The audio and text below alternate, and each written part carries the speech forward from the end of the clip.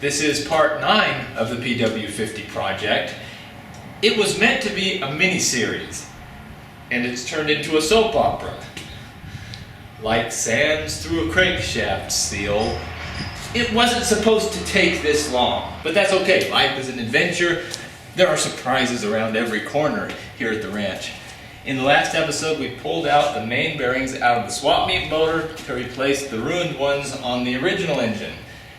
At the end of that last video, I alluded to some trouble with the last remaining part that we needed to address for the bottom end of this motor, the crankshaft.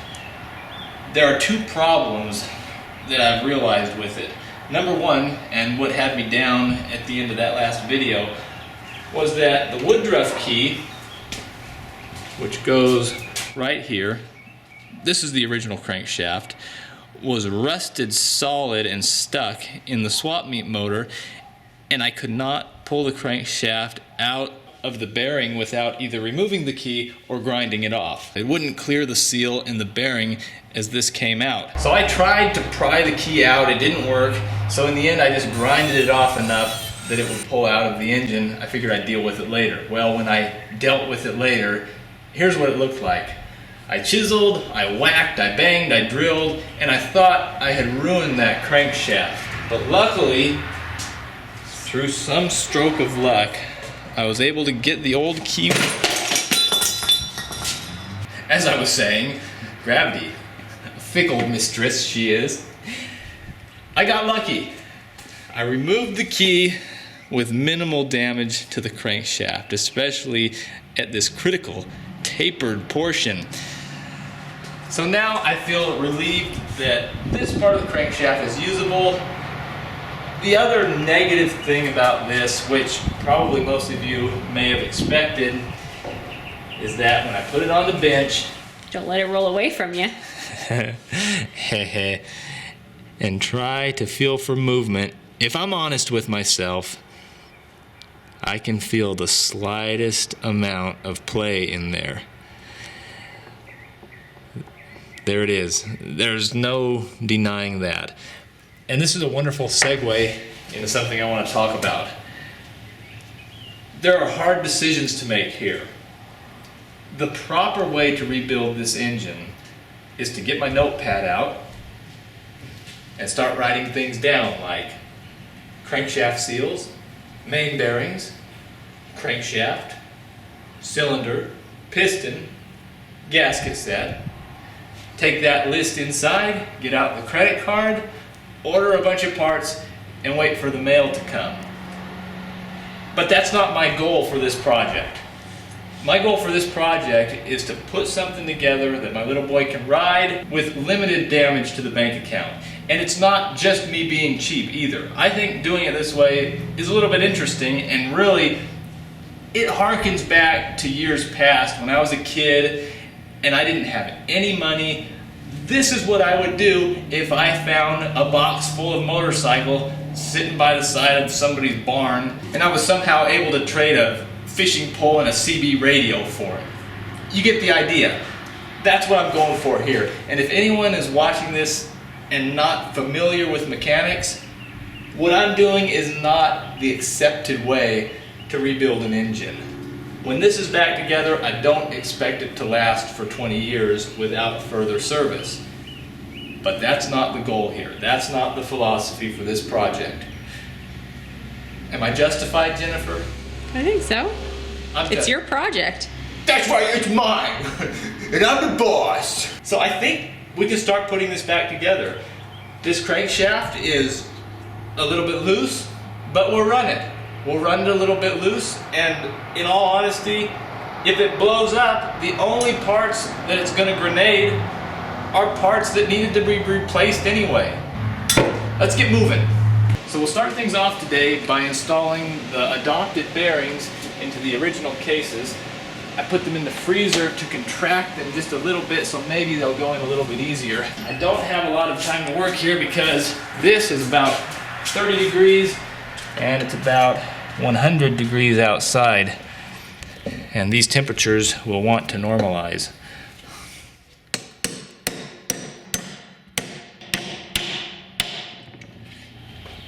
one of two. Started off a little bit crooked, and here we go with number 2. I'm not sure the freezer helped. Right there. The main bearings are in, and this next step is kind of a big one, putting the crankshaft into the case.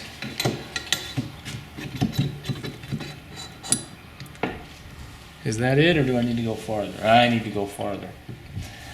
I really don't want to use a lot of impact or force to do this. But what choice do I have? Should I do the strongman on it? I feel like I'm connected to this.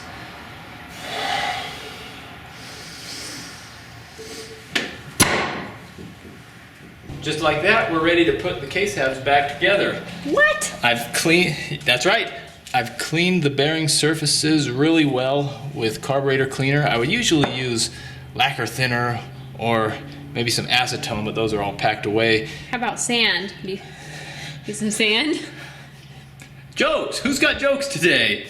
This surface is really important to seal because any leaks between the crankcase and the transmission is the equivalent of a leaky crankshaft seal. It could suck oil or air through this crack and cause the exact problem that I'm trying to eliminate with all of this work.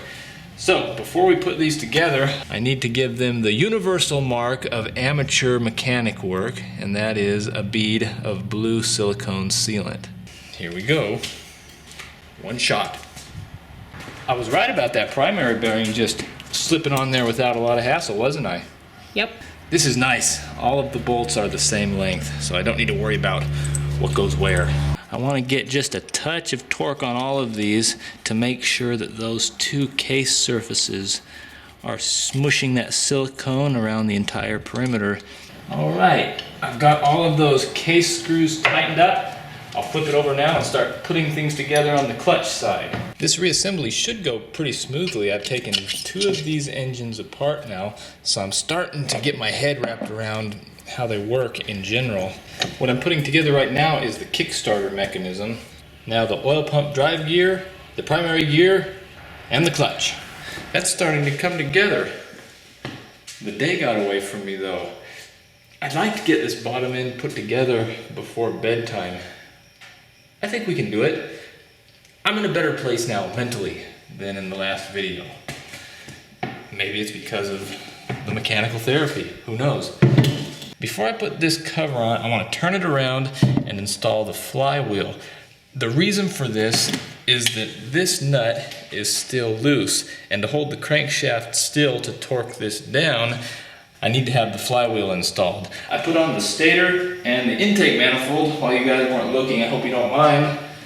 This is the flywheel from the crankshaft that's in it right now. I don't know if it makes a difference, but I feel like the flywheel that goes with this crankshaft should be the one that I put back on. Now that the flywheel is installed on this side, I can go over here and tighten this nut. I couldn't find a factory call out for the torque, but since the other side is 30 and this one doesn't look quite as heavy duty, we'll go about 18. Tight enough, tight enough. This isn't a Top Fuel funny car that we're building. So now I can put on this cover. Why did they do this? Yamaha. The last case bolt is this oil drain plug, and just like that we have an assembled PW50 bottom end, and it ought to run too. It's getting late, I'm about ready to turn in for the evening, but tomorrow we'll get into the top end of things. Thanks for continuing to watch this same video. We're gonna keep on trucking. It's a new day, same clothes.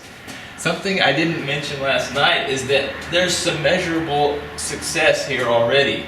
Do you remember how loose this flywheel was before? Have a look at it now. Zoom in here. Try as I might, no wibble wobble in this main bearing. And I've also oiled up the rod bearing in here, and I cannot feel any radial movement in that rod.